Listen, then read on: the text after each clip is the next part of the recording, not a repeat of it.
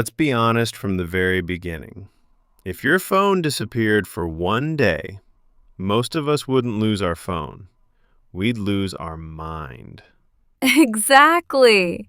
We say technology is just a tool, but we panic when the Wi-Fi is slow for 5 seconds.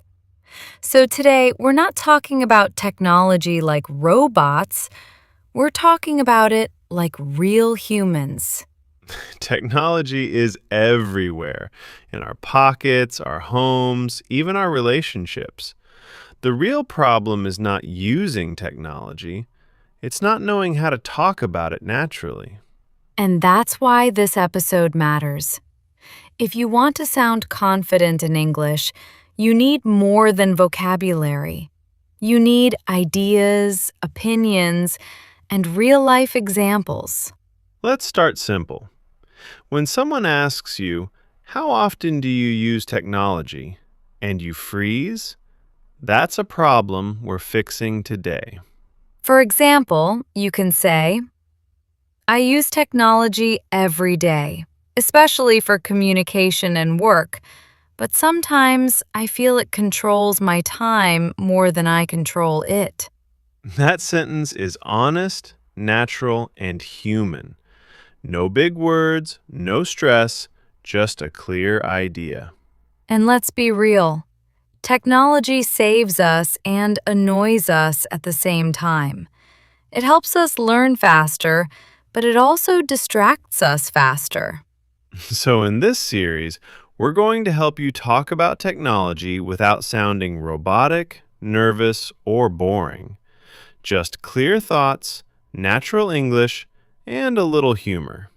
Stay with us, because this is just the beginning.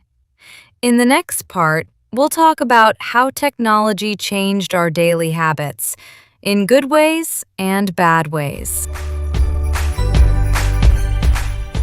Let's talk about something everyone understands: daily life with technology. From the moment we wake up, the first thing many of us touch is not our face or our coffee, it's our phone. Exactly. And we don't even notice it anymore. We check messages half asleep, scroll social media without thinking, and suddenly 30 minutes disappear.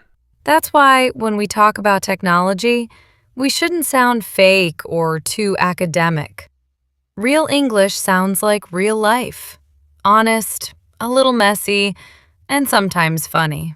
For example, instead of saying something complicated, you can say, "Technology makes my life easier, but it also wastes a lot of my time if I'm not careful." That sentence works everywhere.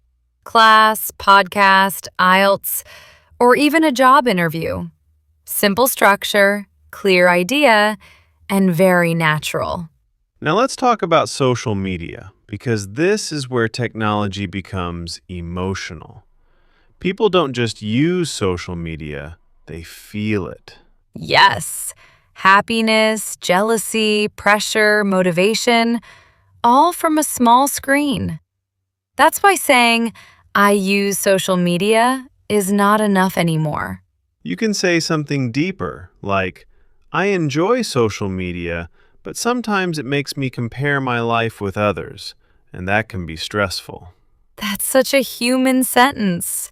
No grammar show off, no fancy words, just truth. Another common question people ask is, can you live without technology? Most learners panic here, but the answer doesn't need to be dramatic. You can simply say, I could live without technology for a short time, but in modern life, it's almost impossible to avoid it completely. Perfect balance. Realistic, calm, and confident. And confidence is what makes your English sound fluent. So remember, when you talk about technology, don't fight it. Use your real experience, your real feelings, and simple language. In the next part, we'll talk about technology at work and learning, how it helps us grow, and how it sometimes distracts us from real progress. Now let's move to a more serious but very real topic: technology at work and in learning. This is where technology can either build your future or quietly destroy your focus. That sentence already sounds like a warning. And honestly, it is. Technology is a powerful tool, but a dangerous master. When people talk about technology at work, they usually say only positive things. They say it saves time, increases productivity, and connects people faster. And all of that is true, but not the whole truth. Because technology can also distract us, exhaust us, and make us feel busy without real results. This is a great sentence you can use. Technology helps me work faster, but I still need discipline to use it wisely. That sentence sounds mature and professional. It shows you understand both sides, not just the shiny one.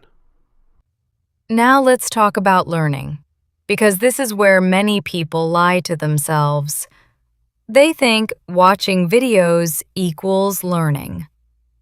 Yes, watching 10 videos and practicing 0 minutes, then saying, I studied all day. Technology gives us access, not achievement. Access is easy. Progress is hard. Here's a very natural sentence for speaking exams or podcasts. Online resources help me learn, but real improvement comes from practice. Short, clear, and powerful. No stress, no overthinking. Another problem with technology is multitasking. People think doing many things at once makes them smart. But in reality, it makes focus weaker. A good sentence to say is, I try to focus on one task because multitasking reduces my efficiency. That sounds like someone who understands modern work culture. Simple words, strong idea. Technology also changed how we communicate at work. Emails, messages, voice notes. Fast, but sometimes cold. That's why many people say technology improves communication speed, but face-to-face communication is still important. That sentence can save you in interviews. Balanced answers always win. So the key message of this part is simple. Technology is not your enemy and not your hero. It's a tool, and tools reflect the user. If you're disciplined, technology helps you grow. If not, it quietly steals your time. In the next part, we'll talk about the future of technology, fears, hopes, and how to talk about them naturally in English. Now, let's talk about the future of technology, because this topic makes people excited and scared at the same time. It's one of the easiest ways to sound thoughtful in English if you choose your words carefully. Exactly. Some people sound too optimistic, some too dramatic. The smart speakers stay balanced. A very natural sentence you can use is, I think technology will continue to grow, but it also brings new challenges. That sentence works everywhere. Podcasts, interviews, discussions. It sounds calm and realistic. Many people worry about technology replacing jobs. Instead of panicking, you can say it professionally. For example, some jobs may disappear, but new opportunities will be created. Simple, calm, intelligent. No fear, no exaggeration. Another common fear is privacy. People feel watched, tracked, and recorded. A good sentence here is, I'm concerned about privacy, so I try to use technology more responsibly. That shows awareness, not paranoia. Big difference. Now let's talk about hope, because technology isn't only problems. It also connects people, improves healthcare, and expands education.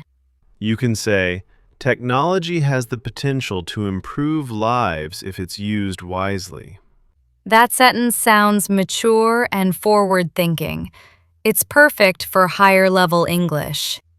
People often make the mistake of predicting too much detail.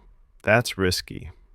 Instead, use soft language like, I believe, I think, or in my opinion. This keeps you safe and confident. No one can attack an opinion.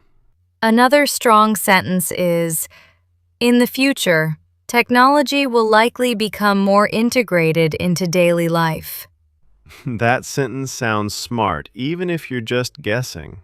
So remember this rule: don't predict, reflect.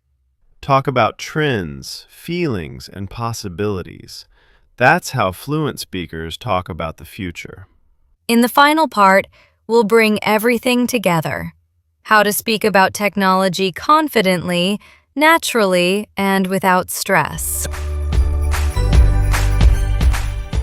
Now, let's bring everything together, because knowing vocabulary is not enough. What really matters is how confident and natural you sound when talking about technology. Exactly. Many people know words like AI, apps, or automation, but they freeze when they have to explain their opinion. That's why simple sentences are powerful. For example, technology is important in my life, but I try not to depend on it too much. That sentence sounds honest and human, not robotic, not memorized. When you talk about technology, don't try to impress people. Try to connect with them. A great way to do that is by sharing real experience, like saying, I use technology daily for work and communication. Short, clear, and believable. That's what fluent English sounds like. Another important point is tone. You don't need to sound excited all the time. Yes, calm confidence is stronger than loud excitement.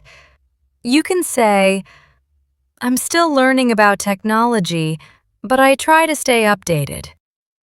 That sentence is perfect for interviews and exams. It shows growth, not pressure. Let's repeat the core idea one last time. Technology is a topic. Confidence is the skill.